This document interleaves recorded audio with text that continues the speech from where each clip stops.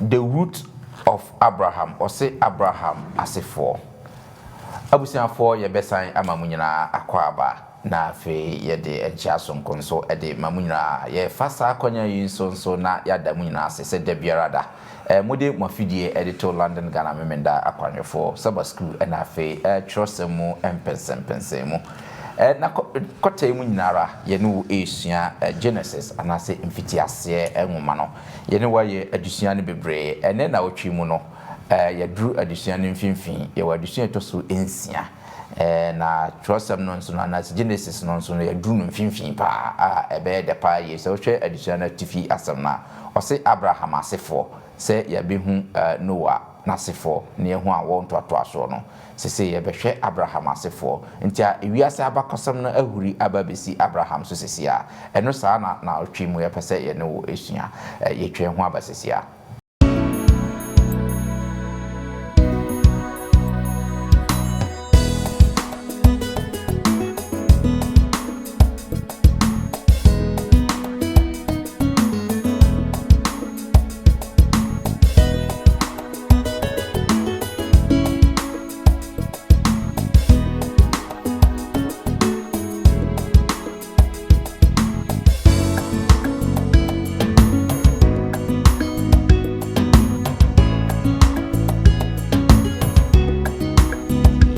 Ma afede babia Abraham na woso ko Misraim na ko yenso no eje na koto no dia Nyankopon enye ewodipa Abraham se obehedika amadi we kire se esane se odwene afoforo obu nti onyame yede ochira Abraham ha no se woni sa feri kwa kopo because se o ma pa asase yebesan ama munyina akwaba bion na fe so ya damwase so se mo afidie eda so ewo ha se ye fasa kwanya yi so nso na ya da Trebian Ghana impenifo ase se omboa ye na de biara na otweda yetimide sa adisuan yi edebramo omo anso efasa adisuan yi edehwete wiase afa na nyina na mekanfo ama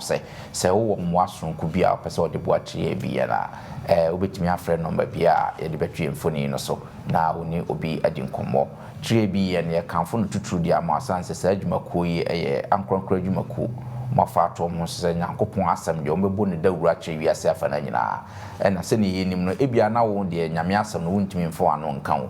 na se wontimi nkobia ye bi enkoye bibia nanso kakra bi na obetimi de aboa mo no atimi afa asem no de akọ Nyankopon ebe hyiraw enti se wo mo bia obetimi afre number ye de beto edwa no na watimi ane omo akasa na wa aboa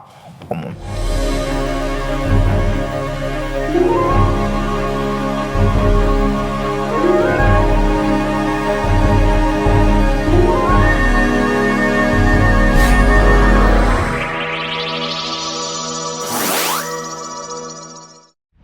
You can contact us on 3ABN Ghana on WhatsApp number 0577 654896 or call us on 057 654896 or email us on info@3abnghana.org. 3ABN Ghana is a non-profit making channel. We appreciate your support to keep us functional. Please, you can send your support through a mobile money number 0577 654896 or Ecobank account 3 Angels Broadcasting Network Ghana 016008453096101 University of Ghana Main Branch. Visit our website at www.3abnghana.org. 3ABN Ghana. Experience the excitement. Miwo abegwafo sonko ha omo ba beboa na adisuan to so ensia yi yede abre mo mefasa akonya yi na fe mada omo adi akyerɛ mo na fe wia yebebo mpae na yede adisuan no ede ahyehye so media mo sonfo Bismarck Mensa ene ye wo adom miwo openi kwadwo yeboa eka me ho wa hase openi kwadwo yeboa ye mo akwaba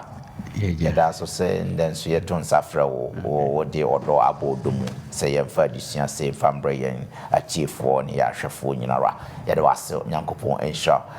meba m'anim a sister amanyako nso ɛna ɛti mfimfini no sister ma yɛmo akɔ aba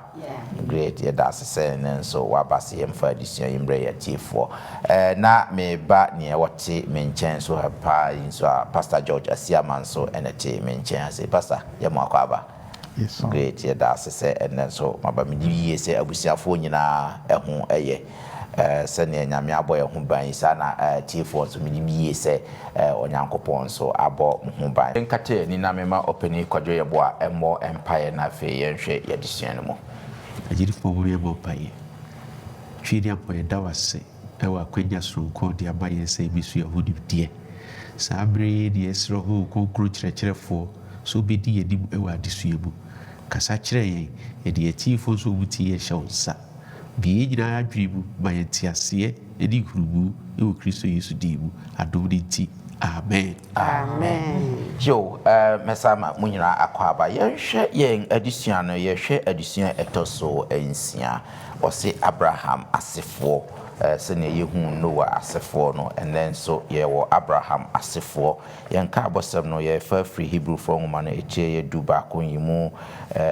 mmɔtwe sɛ yɛduru Genesis nwoma no mfimfini paa nti ewiase abakɔsɛm no nso yɛduru mfimfini nti no sɛ mo ayɛ krado a mo nyinaa mfa yɛ adwene ndi sɛ adesua wɔ akyi paa na afei yɛhu baabi ɛdi yɛn bɛkɔ akɔwie Abraham ɛfrɛ Onyankopɔn ɛfrɛ no gyidi a Abraham nyɛ na afei ɔkɔ Egypt nso ne ɛkɔtoo no Abraham ne Lot ɛdeɛ bɛn na ɛsi ɛwɔ ɔmo ntam na afei nso ntɔkwa bi a ɛsi yɛ ma Abraham kɔko yɛ ɛdi nkunim no ɛdeɛ bɛn ɛna ɛsi wɔ hɔ ɛna afei sɛ oyi tat ɛde ma Melchizedek saa Melchizedek no korɔmpo ɔne hwan ɛno ne saa adesua yɛpɛ sɛ saa na ɔtwe mu yɛpɛ sɛ yɛne wo ɛhwɛ mu nti ma yɛnni kan ɛnhwɛ yɛn kae bɔsɛm no ɛwɔ Hebrewfoɔ nwoma no ɛkyɛ yɛdu baako yi mu ɛnwɔtwe. Okay. Agyedifoɔ mma yɛntie yɛn kae bɔsɛm no Hebrewfoɔ nwoma ɛtie edu baako nkyɛmu ɛnwɔtwe Awurade asɛm sɛ yɛdi nti na wɔfrɛ Abraham no wɔde tie efiri kɔɔ baabi a daakye obenya hɔ agyapadeɛ na wofiri edi a na onim nea ɔrekɔ no Awurade asɛm amen sɛ yɛkɔ yɛnim no saa nkabɔsɛm yi ɛbɛba mu na yɛakasa good toa so pastor me start every pastor Siama nkyɛn yɛnhwɛ frɛ a Onyankopɔn ɛfrɛ Abraham adentina Onyankopɔn ɛfrɛ Abraham na adentina Abraham nso ogya na abusuafoɔ hɔ na afei nso Abraham nyame frɛ no ne nyesoɔ no ɛte sɛn yɛnkan biribi ɛwɔ Genesis chapter 12 verse 10 to 16 na mema pastor Siama ɛnkasa ho Genesis nwoma na sɛ Mose nwoma edi kan ɛtire du mienu yimu baako ekopem 9 no yɛnhwɛ asɛm a ɛwɔ hɔ no mo Genesis chapter 12 verse 1 to 4 yeah. Na Awurade ka kyerɛ Abraham sɛ wo deɛ firi w'asase so ɛne w'abusua mu ɛne w'agya fie ɛkɔ asase a mɛkyerɛ wo no ɛsoɔ no na ma yɛ wo ɔman kɛseɛ na mɛkyerɛ wo na mama wo din so na wayɛ nhyira na mɛkyerɛ wo a obɛkyerɛ wo na wɔn a wɔdome wo no mɛdome wɔn na wo mu na obɛkyerɛ asase so musua nyinaa na Abraham kɔe sɛdeɛ Awurade ɛkasa ɛkyerɛ no na Lot ɛne no kɔe na Abraham firim Haram no na wɔde mfiinhyia 70 enum Awurade asɛm amen pastor yɛhwɛ adɛn na Nyankopɔn frɛ Abraham so nya na busua hɔ na Abraham so ne nyesoɔ no deɛ na ebetumi aka afa ho yo Bismarck me da se mami chia me tiefo nso so sɛ wohwɛ sɛ ne adesua no ɛde ɛma yɛn free lesson 1 a yɛsua bi di sabi no de pepe sɛ ɛbra nipa yɛ bɔne no ɛkyerɛ no Awurade ne onipa ɛyɛ apam Awurade ne onipa yɛ ɔyɛ no sɛ ɔbɛfa nipa so ama bɔhyɛ ba a ɔyɛ Yesu Kristo a ɔbɛwu agye adasa no aba na Awurade ni kwan foforo biara na ɔpɛ sɛ wɔfa so sɛ ɔbɛnam nipa so na wɔdi saa nkonim no nti sɛ ɔhwɛ a nipa Awurade Nyankopɔn ne kasaeɛ efiri ɛbrɛ a nipa yɛ bɔne Adam and Eve akyi na wɔne no ɛyɛ apam paa yɛ Noah nso Awurade ka kyerɛ Noah sɛ me ne wo yɛ apam na me ne wo yɛ no ɛne sɛ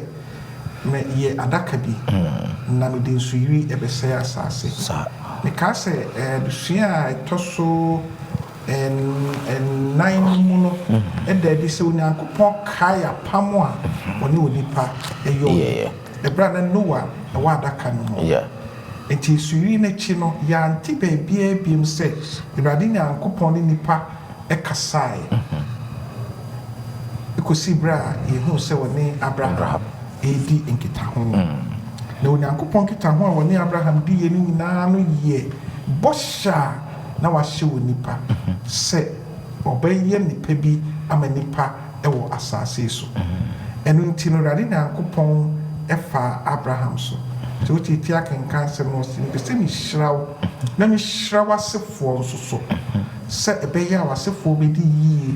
ɛwɔ asase so nti Awurade Nyankopɔn hyehyɛ mu no ɛna wɔyi Abraham efiri ne busua wɔyi no firi ne fie wɔyi ne firi ne tibia bia a ɔwɔ mu sɛ na adesua no kyerɛ no Awurade Nyankopɔn yɛ n'adwene sɛ ɔbɛfa Abraham so na wɔahyira onipa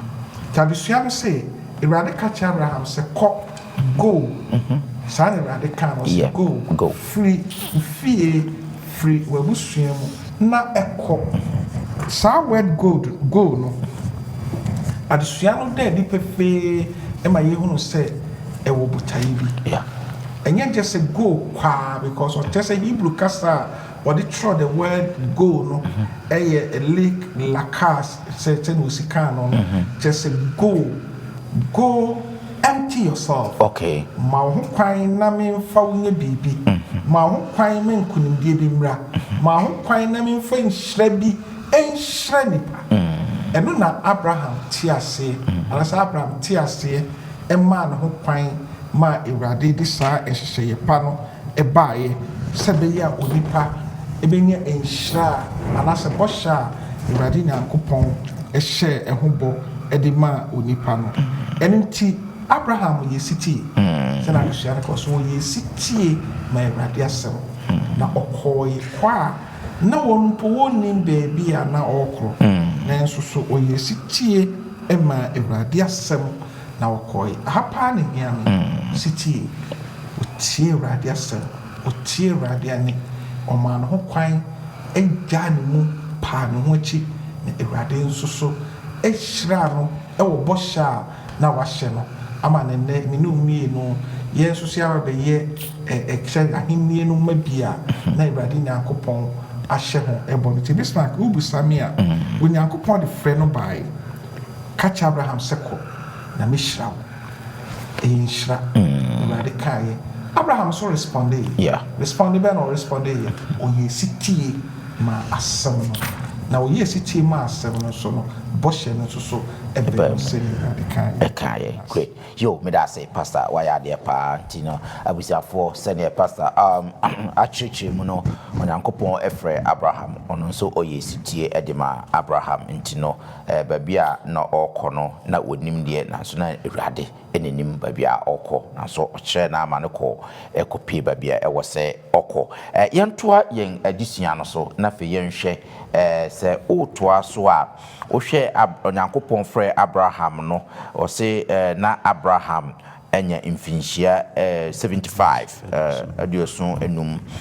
na ɔhyɛ ase firi Haran ɛhɔ no sɛ from 4 no ɛde ba no sɛ ne Onyankopɔn ka kyerɛ no no a nti Abraham ekɔ no from 5 eba no ɔse ɔfa ne yere Saria ɛna ne nephew a ɛyɛ Lot ɛde ɛka ho ɛna afei ne nyapade a ɔwɔ ɛne ne slaves ne nkoa ɔne ɔmo ɛhɔ no nyinaa ɛde ɔmo kɔ ya started out of the land of Canaan nti no ɔmo kɔ pie ɔmo kɔ duru Canaan no ɛna Abraham or say Abraham traveled through the land until he came to a sacred tree a honomo afra honomo more a holy place or say a hoye sechem sene trosam no kano na hona wotoa so antino hona ase obaye from 8 no so no or say after that no o move to the south to the hill east of the city of Bethel and of course set a camp Bethel honomo to the west of I honum na fi okọ settle ye ba yenhwe ba bi okọ settle ye no o move from honum na fi oba towards southern part of Canaan sene all describe honum geography no good me pese ye koye nim ne starting kind from verse 10 no ba bi obe settle ye no enti sister ma kind from Genesis 12 from 10 no eba na yehwe di see e wo honum okay Erade asem say na ekomba asase ne so na Abraham esimu ekotena Misraim ekoye hoho ewo ho efise na ekom no mu ayeden asase ne so na woreye edru Misraim asase eso no oka kire na ire Sarah say hwe minim say wo ye oba wo hu eye fe na se Misraim fo no hu a obeka say na ire nie na wakumi na wamawo atenase enti ka se minua enewo na wonti wayemiyie na wonti mekra atena ase 14 no na Abraham du Misraim no Misraimfo no hunu ne yire no se ne ho ye fe efa na Pharaoh etitiru ehunu no na hoka kire Pharaoh na obefa oba no ekọ Pharaoh efi na ninti oye Abraham ye na wonya enwan ene anantwie ene mfunumu ene nkoa ene mfena ene mfumu boade ene yoma na Abraham yire Sarah ho asem no nti Erade de ohaw kase eba Pharaoh ni mefie na Pharaoh frɛ Abraham kan sɛ ede na waye mi ede nti na wanka ankyerɛ mi sɛ woyɛ ne yire anka mere mfa no menware no na afei hwɛ wo yiri nie fa no na kɔ wo kwan na Pharaoh tu enipa ema no sɛ wonkogya no ene ne yire ene de owo enyina amen opede ko je bo ma membra so hwɛ akenkansam no sɛ ne esikoye afei de edebe na esi ewo hase ede na ma afei de ba bia Abraham na was oko Misraim no ko ye nso no ede na koto no ho yo opayi bidase pa ya asewe Christopher etade excuse bebre ba ye gi tum se Abraham no yidipa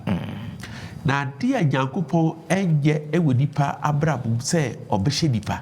aba nipa yi bibi nyame enye da na onye so da eyade etwato se nyame beye se obeye hihye ama se kia ke wankasa ye de bi nyame pe nyame de ye pe amaye kwa bi so Abraham oyinipa obroni beka say our propensity to sin with my body is I say ye nyina yekuta papa de body who ni die eti eduru baby a ya na ye yusu ya dwere just to survive ye benya mfato hu bebre e wo tworo sebu na ye hwe Abraham din semo kae e fa Misraim fo ho asema Abraham kae no utimi se ebe mu pepepe zuru o say bidibuso ho efe na se yekoduru kromu ho na be kase be yire no a wunti ye bekube eti ye kwa kase wudua no be na ye no kresi ni dua no but wo moko duru kromu ho suru utimi se wo be for ba no so ko ya pa eti ebetima base Abraham ye nipa wu ebetima base se nke bi already say eye de yira nke bi asasem na odwe ye no ebetima bem oye nipa osusu se nipa na no dim se ne Misraim for no wo betima aye mo bi ehye no so e na ye Abraham penso se na okọ Misraim ye hye bibi so na enye ne pese obekọ Misraim esan se nya odonko na enam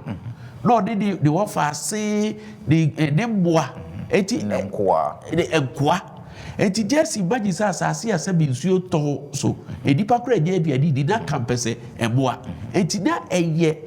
na sede say ope baabi o migrate cause na bia de no ne mboa de ni nkrofo edi na chi no sabi ekoma nya de eku omu ede na ede Abraham eko wie ewo Misrim na adesua bi etia se nye se na Abraham no apo bosha asase na nyame de ma no na mo bibi nti na okọ Misrim ba de eba ye se na Abraham dwine ne nkwa ho editi na oye san hyehyɛ no ma no na ade ba ko a ye fa tu yetim se Kristofo emfa ho se de nyame de ye benante afa bia akwansidie betima ba ya brabo sa ese yeti ase pa se nyame frɛ ya bo bia dwi se bibia bɛkɔ fɛfɛfɛ fofofo wado bibi betima si sa enti no enya gugwa se onyame frɛ ya obrusa betimi di akwansidie bi asisi yakwa mu ahwɛ se de yegidi sitie ba di nyina echi no Abraham wa punyame sa yɛnhyɛ ne nso paa wamfa ahweaseɛ agye da ɔsan kɔ back to bɔhyɛ asase no a nyame se ɔyɛ dɛn ɔde bɛma no ɔkɔɛ wampo bɔhyɛ asase no enti no yɛmfa to yɛyɛ nipa eduru beebi a yɛyɛ mfumsuo na yɛmfumsuo mu no mu yɛmfa nyɛ ɛda na mmom yɛnsɔre mfiri yɛmfumsuo mu nyame ɔbɛboa yɛn kwa biara so ɛsiane sɛ ɔno ɛna afrɛ yɛn ɔnya yɛ da ɛmi yɛnkɔ ahokyere a yɛntimu da yɛdimu deɛ ɛsi wɔ Misrim a kwan a nyame faa so a ɔde Abraham yere yɛ dɛ ɛsan maa no enti nyame ɔka yɛ ho ti yɛnya gyidie ɛyɛ nipa ɛduru beebi a ne yɛ suro Bible si ehu ɛma yɛ gyidie dɛ ejo enti no da biara da sɛ ke bi Abraham bisa nyame nso a bi anka bi ayɛ ba atam bidamase great medase se watimi ayɛ no sa de ama yɛn yɛnhwɛ yɛhu temptation a Abraham ekɔ mu ɛwɔ Misraim ana afei so ɛde hawa ɛba yɛn ti a ɛma Abraham ekɔpie mu ɛwɔ Misraim ho medase se wakyekye yɛnto aso na afei yɛnhwɛ Abraham ne Lot de esi ɔmontam ɛwɔ Genesis chapter 13 3 to 10 no so yɛnhwɛ na yɛnsua bibi ɛwɔ ne esi Abraham ne Lot ntam sister ma sɛ wayɛ krado a Genesis chapter 13 verse 1 to 10 wɔsɛ na Abraham firi Misraim ɔno ɛne ne yere ɛne deɛ ɔwɔ nyinaa ɛne Lot nso ɛba anafo FM na Abraham nyane ho sɛ mmoa ɛne dwetɛ ɛne sika emu na odi etutene efiri anafo FM ekodu Betel deɛ kane na ne ntomadan esie no ɛwɔ Betel ɛne a ntem deɛ afɔrebukyia a wosi wɔ hɔ kane no ɛwɔ na Abraham frɛ Awurade edin ɛwɔ hɔ na Lot nso a wɔne Abraham enam no ɛwɔ enwan ɛne anantwie ɛne ntomadan asase no nso ɛma wɔn sɛ wɔbɛtena faako efiri sɛ wɔn ahonyade dɔɔso sɛ enti wɔrentumi ɛntena faako na akasakasa ba Abraham mmoa hwɛfoɔ ɛne Lot mmoa hwɛfoɔ ntem na bere no mu no na Kenafoɔ ɛne Parastifo etete asase ne so na Abraham ka kyerɛ Lot sɛ mesrɛ wo ma akasakasa emma me ne wo entem ene me nhwɛfoɔ ene wo nwan nhwɛfoɔ entem na yɛyɛ anuanom enye asase no enyina na ɛda w'anim yi mesrɛ wo twa wo ho firi me ho sɛ wo fa benkum a mɛfa nifa na sɛ wo fa nifa a me de meko benkum 10 no na Lot man ni so ehwe Jordan kukuo enyina se ni nyina so ewo ensio ansa na Awurade erese Sodom ene Gomorrah no te se Awurade true te se Misraim de bedru so Awurade asem ni amen we dem say this time wa na wo kan sa story we say ti yenhwe ediebe na asi ewo Abraham ne Lot ntam na den na yebetimi aka afa ho na afi kurampo den ne betimi asua afri sadie asi in terms of say ayemiye ewo say yenya ema ye ho Bible man das eti for so emamu nyina akwa aba na asemu ka de ka ye wo hwa eyesumienu ena na desua no pese oka so obisa asem bi say ede na abasem yi kire ye fa suban eho emfa so ho senia pastor ene kwadwo kan ye no Abraham nyame bo hye ode man nti obeye odefo onya no ho pa ena Lot nso so odi Abraham achi enti na hye sa wo hwa na Abraham suntina Lord be ye den be ye odifo bisa se nyame aka che ne se obechira na sefo nyina na nyame susu de no ebem to wo se adesua na se onya wo ho pa na obia wo nwanhwefo enti esan se na wo ben na wonya wo ho enu nti se ne ya enipa kra ya na yetae mote ben na we ya na wantwu bia ye den aba wo enti wantwu ba sa nwanhwefo no na Abraham hwe ya no esan se ne nyame su ni wo ni mu nti na opa asomdue no nti no ofre ne wo fa se lot se ade na se ye nuanom na ye nya hawo enye sa nyame mpesa enti asase ni ene da wo de wa hwe ba bia wo pefa na wo fa benkuma me so mefa nifa yes so sha senye su na wa Abraham na ye pani ono nyame ka chen se me chira no ade nti na nko no fra kwala no wo se wo yi biansa enka me na ye se me ye pani me na ye se me tu nti me tu ha nti wo so ye de kwa na enso so oyisa odo esuban no edi erere eche lot na emfa na enso esanse lot so wo su bia nda yas eni bribre suban wo no munti o hwa sase no sa wo se aha ene ha aye nsuo cheke me pa ha na ofaye na ye nyina ye hu se ne adesua na eto se be hu baabi okofaye na ohaye de ede ebre no na Abraham so baabi ofaye no okọ ho no so wo se nyame sai yi ne ho adi esan nsuo a oda na di nti wo se nyame ka kire ne se hwa sase na da wanimi aha ene ha anafo etifi baabia me de be hye wonsa na me hira wasefo enti de wan kasa fasase ne so ne hwe ntetrete de wo pe bia ye de fa we kire se esane se odwene afoforo ho nti onyame ye de o hira no o de ka edwene ne wo faase ne ho kane wa anwene ne ho ba ye ni pe ye de su ne be fefere mu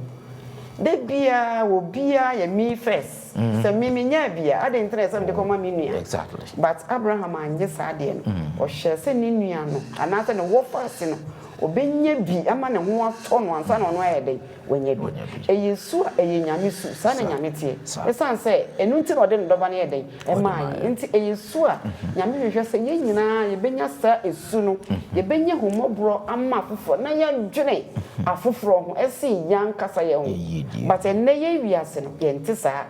se di nua ho be kire no no be ye yie de eno no pe but Abraham anyesa o hwehwe se ono be kwa ahokyirem na ne wo fa se no aye den edi na no so ye no so emanyame ye den o hyira no enti se ne ye nyina yenim se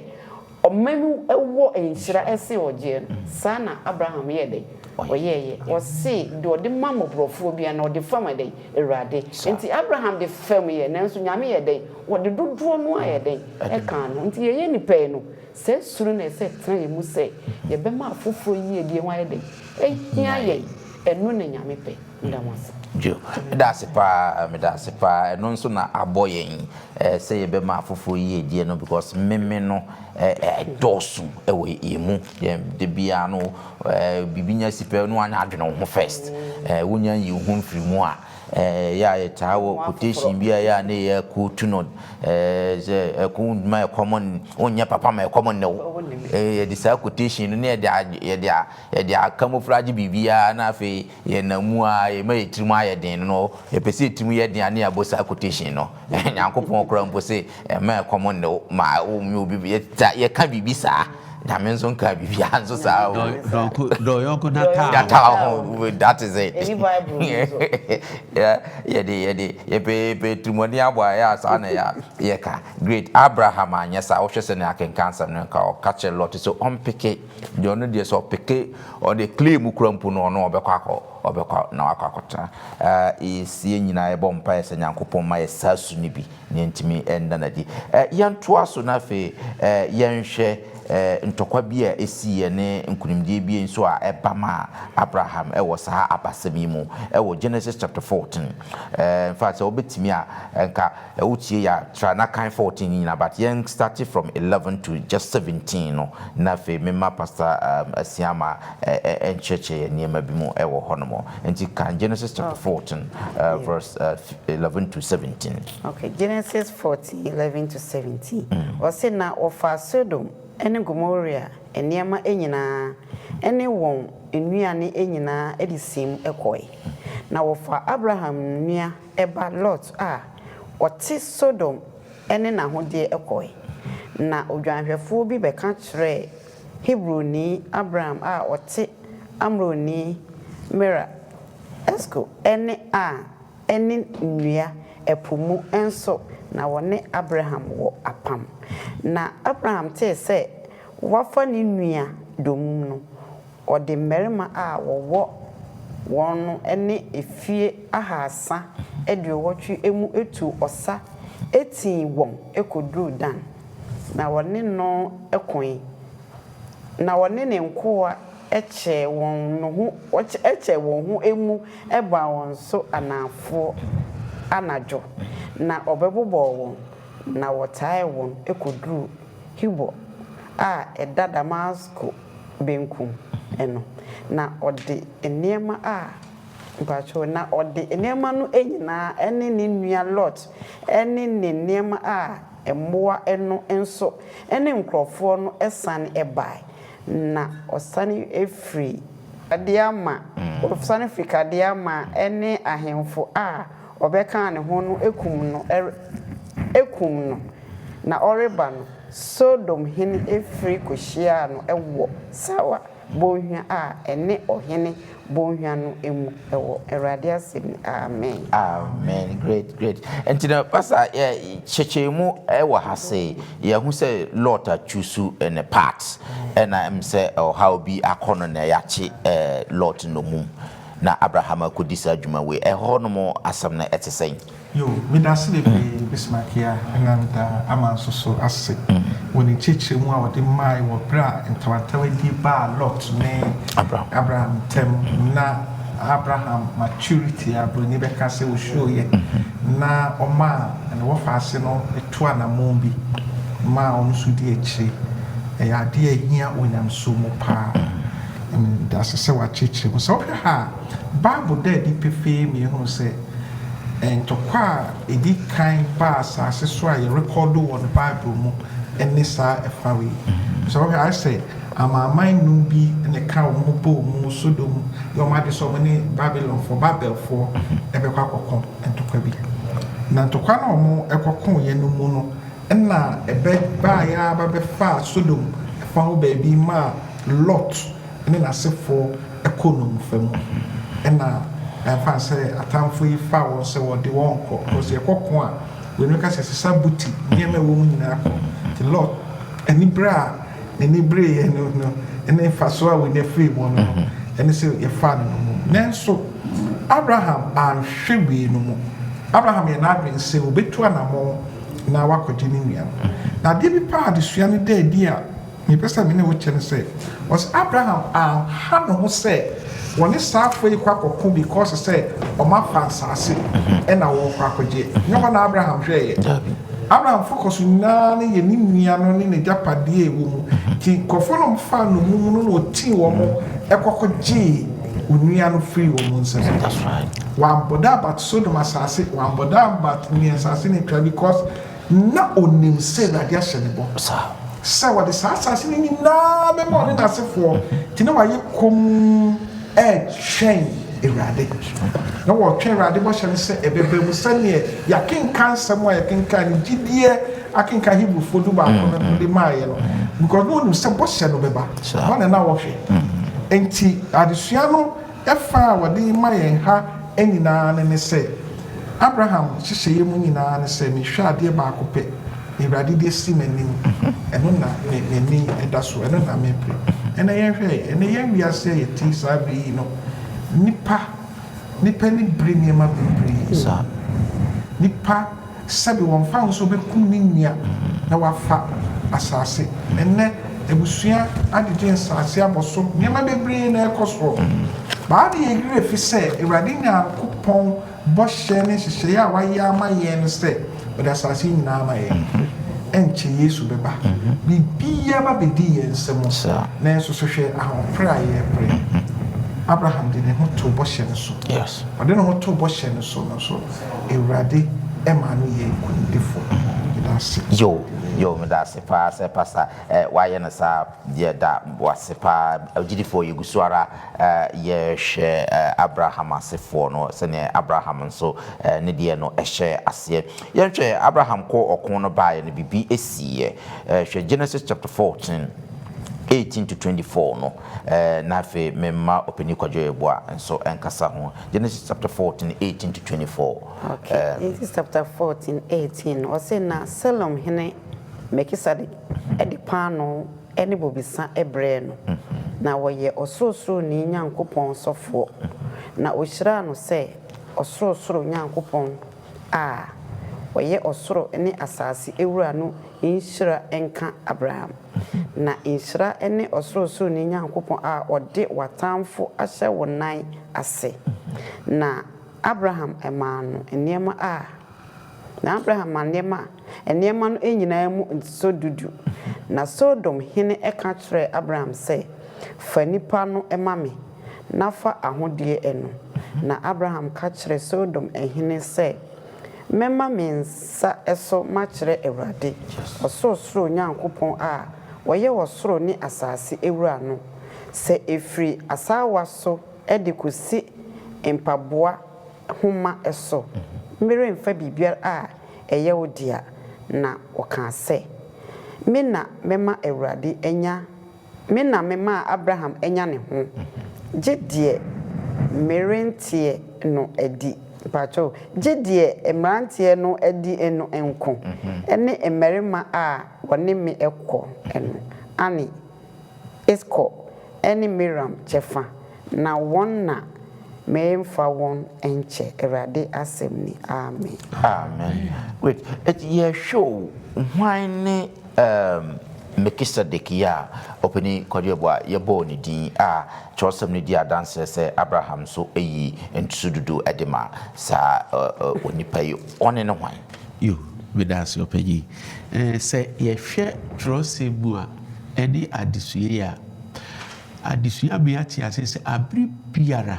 Nyankopon owadam sidi ewa asase so okay abri biara nyame wodi nkrofo efri abodi efiti ase said ye set otimu gina ma Nyankopon no what time no we ginae this is the time Abraham breso ye hu say Melchizedek no Nyankopon sofo no san ye ohine okay e was Salem na Obad ho kwa nyame faade so didi djuma ahodo bebre okay Nyankopon ye djuma bebre e fa Melchizedek e ma afoforo se e nokre so nyame sofo ba di so be hu se no free kro bi e frɛ Salem Salem no kire se asudie kro before no se na ahimfo na wo nyina ka bobu kokko ya ti se Salem yire kokko di bi e san se no Nyankopon nam sidi na ye hwɛ Abraham Oma sa odipatitiri we tight we kire se adi biara ye wo bia no nyame ene de maye Abraham no yo bia n'ani brade ye kura e ba asase che kura no o ka kire no fa se wa yi de wo pe na o hia nyame sofo nso odi dokre ye de ede ma no ede se uhwe ye twiro sebu especially New Testament ni po body di wo apandada mu pa ye nana Abraham na Abraham gidi a onyae no sa gidi ni bi na ne bi du bi edu se ye de yenya enti se Abraham ebre no ho ase ma sa Nyankopon sofo ade owo nyina o gidi se nyame na edi ma nyame na ehira no uti Abraham o se bi fa obi ade na obi aka se truwo e na bi yeyi Abraham se nyame na ehira no e na onim se de wenye nyina so no nyame na ede ma no e de nyame de amani bia so no or return it back to God enti Melchizedek no Nyankopon na msidi okay te se de na mo se ase Jethro Jethro no ye bi die di o no ye Israeli but na Jethro no so ye Nyankopon de sofo enti abi biara budo nyabe wo na na busifo dey e wa asase so enti Melchizedek no ye Nyankopon na busidi a o de nyabe su edi e kire ewiase yo medase pa medase say yadusua no ha say na ye de betwe sanse Abraham na abakosem na besi no so no ho na be hyase de akonti ya hwe Abraham mfiti ase no gidi a onya ye ne nya ba bia nyame coupon frɛ no ma ne kɔ ye ne one Lot okopie Egypt ni ade afi ne ba behwe apama nyankopon ne Abraham nye ya nkasa eno no ye next week addition no nti Abraham de na ya ba besi no so na boase na ye de ahyase no ti next week no na ya ba behwe Abraham the covenant with Abraham apama onyankopon ne Abraham nya ye na eno so ye hu addition e betimi asua afrimeda aboafo ya sesara na mo amohwe ne mo amotie enso ye da mu nyina asese mu de mo afidie e de ato London Ghana menda kwanje for Sabbath school na fe chose mu empensem mu da sene ye de toso enso no ebe etoam so katawani na memma Pastor Siama enhira so kra yo mama ye mompaye adofo ne etidifo Ewurade pa ye da wasibiem ne wona modom so de uma edru ye she adesua ya si bodin sre honhom na pankyre no mu ni nyansa wo de dom ye ne sese ye ma wo matie wona modom so ebibi mu ama wo mate ama ye no se ni bre pese men kum nyame ko ami dia emwaye wo nduma kwentu a ye tu e dia bedru ani ye so se modern maye ni su kuni ne ne mi so bi mpa se rade the father swing any etiefo ni na no mu ma yente wase bre ti se ye mu onyame a wona Abraham so ye nkurundifo no fa wo maso na ye nso ye nkurundifo amen na ye show ndam pai boy mu na mesro obabi a wo tie wo adade ne hawo ne kodan da bi da ne so ne wo so tete ne babi ho e ya di bi de na tom pemu e da so bi asa eni nti wo hu ya wo nye ne ho me de safo yi na ehye wo sa amen brade ne so ti wo nim kire wo ma ye yakoma so ade ma ye nse ne wado ye tie na ne me store se ye ma wo chie da no enche na Kristo abawo boy ye ma ye nkuru de fo ni sro